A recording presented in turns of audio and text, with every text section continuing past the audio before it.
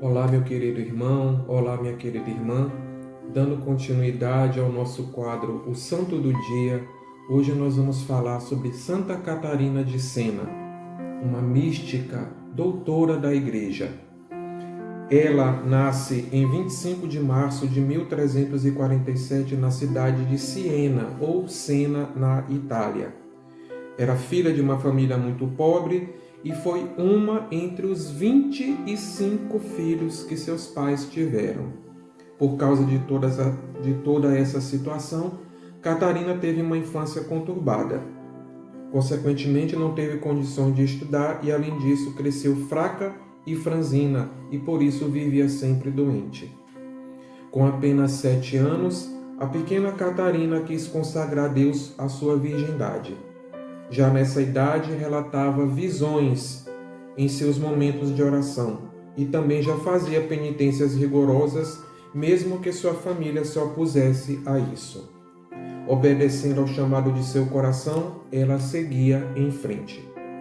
Tendo apenas 15 anos, a jovem Catarina decidiu ingressar na Ordem Terceira de São Domingos, ou Ordem Dominicana. A Ordem Dominicana, a Ordem dos Pregadores, era composta, a primeira ordem, pelos frades, a segunda ordem pelas irmãs, pelas freiras. E já existia, como aconteceu com a terceira ordem franciscana, a terceira ordem de São Domingos. Ordem essa que era só composta por leigos que viviam no século, nas suas realidades. Quando entra nessa ordem religiosa que passou a ser no século, na realidade em que ela vivia, em seus momentos de oração contemplativa, ela entrava em constantes êxtases. A simples observação desses fatos levou à conversão de inúmeras pessoas durante a juventude da santa. Depois de adulta, Catarina de Sena continuou sua vida de oração e atuação na sociedade. Com o intuito de orientar o povo e como não sabia escrever, ela passou a ditar cartas para as pessoas, ressaltando: Santa Catarina não sabia escrever e ela era analfabeta, mas ela ditava as cartas para as pessoas escreverem. E nestas cartas, ela orientava as atitudes conduzindo para a maior misericórdia e convocava todos para o exercício da caridade, para o esforço pelo entendimento e pela paz. Então, aparece aí a primeira grande dificuldade na vida de Santa Catarina de Sena e também da Igreja naquele tempo: um cisma. Já completavam ali naquela época 70 anos que a sede da Igreja Católica estava em Avignon, na França, e não estava em Roma. Com isso, a autoridade da Igreja sofreu influência da política francesa. Muitos na Igreja pensavam que seria impossível superar essa adversidade porque 2 papas estavam disputando a cátedra de São Pedro, o que estava em Roma e o que estava em Avignon. Com isso, o povo católico em todo o mundo sofria. A partir daí, Santa Catarina, inspirada por Deus, começou a agir. Ela viajou por toda a Itália e também por outros países, falando, pregando, ditando cartas aos reis, aos príncipes e aos governantes católicos. Também ditou cartas aos cardeais e aos bispos.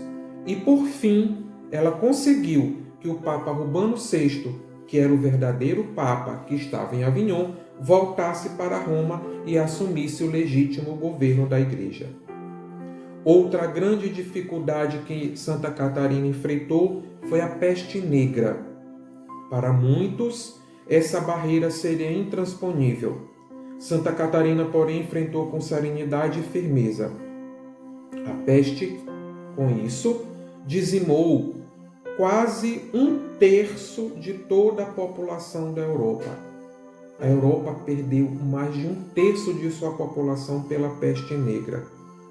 E Santa Catarina colocou-se ao lado dos doentes, lutando por eles e curando a muitos através de ações diretas e de suas humildes orações. Seu exemplo de amor e misericórdia converteu centenas de pagãos e deixar os seus conterrâneos perplexos. Em meio a todas essas turbulências em sua vida, Santa Catarina de Sena conseguiu ainda deixar obras literárias extraordinárias ditadas por ela, escritas e editadas por vários copistas. Sua obra é de grande valor histórico, espiritual, religioso e místico, tanto que um de seus livros mais importantes é o Diálogo sobre a Divina Providência. Esta obra é lida, estudada e respeitada até os dias de hoje. No seu tempo, teólogos famosos viajavam de longe para ouvir as pregações e as meditações de Santa Catarina de Sena por causa de sua grande sabedoria, profundidade teológica e poder da palavra. Santa Catarina de Sena não era nem mesmo uma religiosa com votos perpétuos. Como eu havia dito para vocês, ela era apenas uma simples irmã leiga da Ordem Terceira dos Dominicanos. Porém, apesar de analfabeta, ela é considerada a mulher cristã mais impressionante do segundo milênio.